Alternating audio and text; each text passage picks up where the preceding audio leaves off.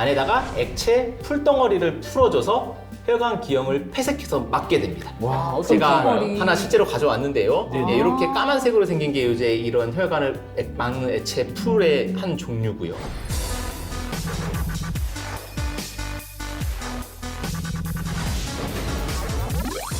낭만 닥터는 김사부, 신경외과 의학 전문은 신사부, 의사 출신 기자 동아일 미신한 의학 전문기자입니다. 네, 안녕하세요. 헬스조선 의학 전문기자 이금숙입니다. 대한신경외과학회에서 일반인들에게 뇌와 척추 분야의 유익한 정보를 정확하게 알리고자 시작한 신경외과 신사부.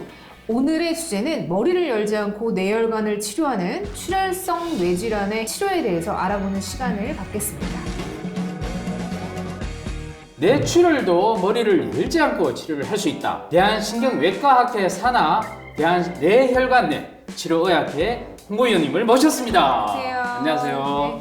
네. 뇌출혈을 일으킬 수 있는 혈관 질환 어떤 것들이 있는지 설명 부탁드리겠습니다. 뇌혈관이 파열되면서 출혈이 발생하는 것을 우리가 뇌출혈이라고 합니다. 네. 네. 출혈을 일으킬 수 있는 대표적인 뇌혈관 질환 세 가지가 뇌동맥류, 뇌동정맥 기형, 뇌동정맥루라는 질환입니다. 와, 첫 번째 시간에서 한번 뇌동맥류에 대해서 한번 그죠.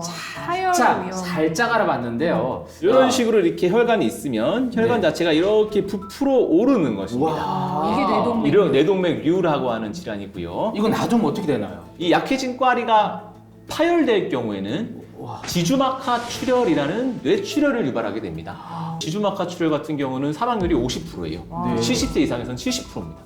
우리가 풍선을 불면 풍선 불다 커지다 결국 빵 그렇죠. 터지잖아요. 원리가 비슷합니다. 이게 바로 뇌동맥류군요. 예. 와. 그런데 이런 뇌동맥류도 머리를 열지 않고 치료할 수 있다고요? 네, 그렇습니다. 코이색전술이라는 치료를 통해서 진행하게 됩니다. 아. 이제 모양을 보시면 이런 미세한 도관을 혈관 내로 이렇게 삽입을 해가지고 동맥류 안으로 접근합니다. 그 다음에 동맥류 안에 이거 한번 밀어 넣어 보시겠어요? 네네, 예, 제가 좀 밀어 넣어 보시면 여기 보시면 이게 뭐 꿀꿀 나오는 거 볼 어머. 수가 있어요. 예, 됐습니다. 이 얇은 요 그런 요거. 가는 게 와. 여기 이렇게 가는 요게 이제 백분 코일입니다. 이런 거를 안에 채워 넣어서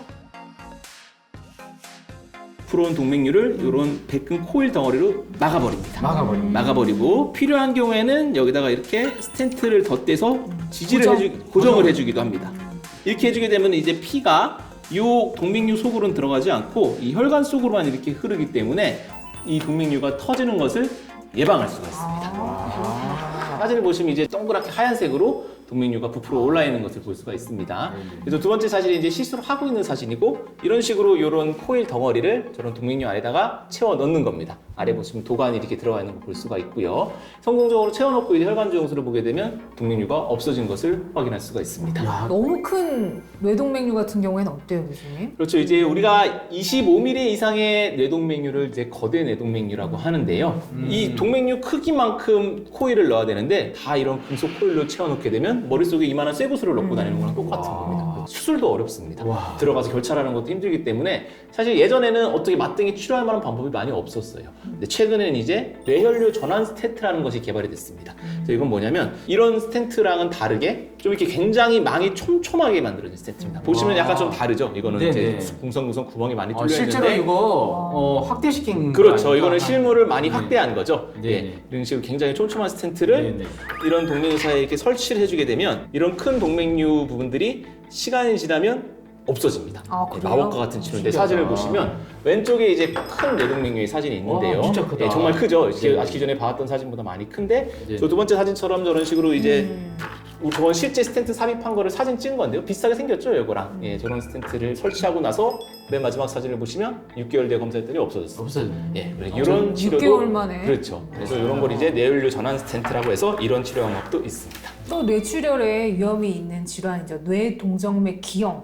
이건 어떤 질환인지 설명 좀 부탁드리겠습니다. 예, 일단 우리 몸의 혈관은 네. 크게 동맥, 모세혈관, 정맥으로 나눠져 있습니다. 네. 쉽게 말해서 동맥은 상수도, 모세혈관은 세면대, 정맥은 하수도를 생각하시면 됩니다. 근데 이제 뇌동정맥 기형이라는 것은 선천적인 발달 이상으로 뇌 동맥이 모세혈관을 거치지 않고 정맥으로 바로 이어지는데 그 사이에 혈관 기형 덩어리들이 있는 병입니다. 와. 이런 기형 덩어리들은 또 이제 혈관벽이 상당히 약합니다. 약한데 동맥에 흐르는 동맥압이 그대로 전달되기 때문에 터지는 경우들이 발생을 합니다. 이런 경우에는 2차적으로 뇌출혈을 일으켜서 심각한 신경학적 장애를 유발하기도 합니다. 네. 이렇게 무시무시한 내 동정맥 기형도 혈관 내 또 치료로 가능하다고요? 그렇습니다. 이런 기구를 동정맥 기형 입구까지 삽입을 합니다.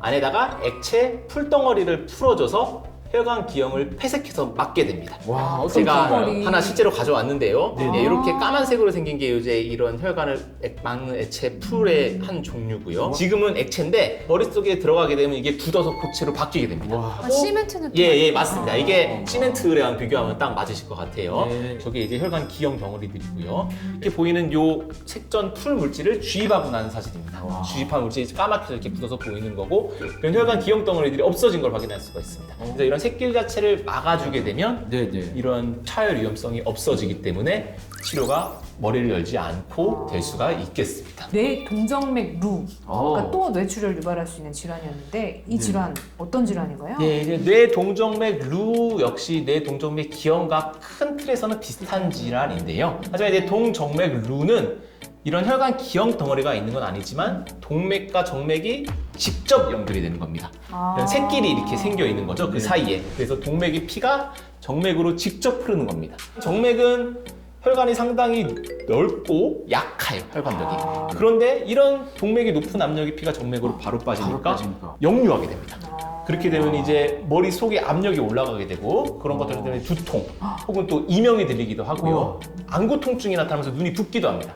이러한 내 동정맥 루의 경우도 이 마찬가지로 이런 스텐트 치료가 가능합니까? 네, 그렇습니다. 우와. 예, 동정맥 루 치료 방법은 크게 네. 두 가지가 있고요. 와. 첫 번째는 이제 동맥으로 접근해서 아까 동정맥 기형 치료한 거랑 똑같이 이런 액체 색전 풀을 쏴줘가지고 뚫려있는 새끼를 막는 겁니다. 네네. 풍선처럼 부풀어 오른 부분이 이제 정맥 자체가 압력을 많이 받으면서 확장된 겁니다. 저렇게 그러네. 커져요. 혈 동맥은 와, 약하기 때문에 동맥혈이 흐르게 되면 저런 식으로 막 비대하게 커집니다. 저 빨간색으로 보이는 것처럼 이런 색전 물질을 통에 삽입을 하게 돼서 막아주게 되면 오른쪽 사진 본 것처럼 저렇게 삭살해요. 새는 부분이 사라집니다. 이것도 다른 치료를 할 수도 있습니다. 정맥을 통해서 역으로 접근할 수도 있어요. 역으로요? 그럴 때는 이제 코일을 주로 풀어서 막는 방법을 많이 쓰게 되는데 네네. 사진을 보시면 빨간색과 하얀색이 섞여 있는 부분이 이제 새끼리 있는 부분입니다. 저런 부분도 저렇게 이제 코일, 이런 똑같은 코일을 삽입해서 막은 사진이고요. 네. 그 다음에 검사를 해보면 저렇게 보이는 새끼리 없어진 걸 확인할 수가 있겠죠. 그래서 저런 식으로 정맥을 통해서 코일을 풀어넣어서 새끼를 막는 치료도 하게 됩니다. 치료가 성공적으로 진행되면 이것 때문에 발생했던 두통이나 각종 증상들이 좋아지게 되고 파열 위험성도 없어지게 됩니다. 뇌출혈을 일으킬 수 있는 뭐 뇌동맥류 같은 그런 질환들을 갖고 있는 환자들에게 또 혹은 보호자들에게 당부의 말씀이 있다면 한 말씀 부탁드리겠습니다. 건강검진에서 이런 파열되지 않은 뇌혈관 질환을 진단받으시는 분들이 많은 것으로 알고 있는데요. 하늘이 무너진 것 맞아요. 같고 아이고, 걱정 너무 정말 많아요. 걱정도 많이 되고 그럴 네. 텐데 일단 너무 걱정하지 마십시오. 파열되지 않은 뇌혈관 질환은 후유증 없이 치료할 수 있는 여러 가지 방법들이 있고 대한민국의 신경외과 의사 선생님들이 전부 유능하신 선생님들이기 때문에 신경외과 선생님들을 만나서 상세하게 진료를 보시고 상담하시고 치료 계획을 수립하신다면 특별히 문제 없이 극복 가능한 질환들이 많습니다. 대한신경외과학회에서 야심차게 준비한 신경외과 신사부. 오늘은 뇌출혈을 일으키는 질환의 비술술적인 치료법에 대해서 자세히 알아봤는데요. 다음 주에도 대한민국 신경외과 최고 명의를 모시고 알찬 정보와 함께 돌아오겠습니다. 구독과 좋아요, 알림 설정은 사랑입니다. 낭만 닥터는 신사부.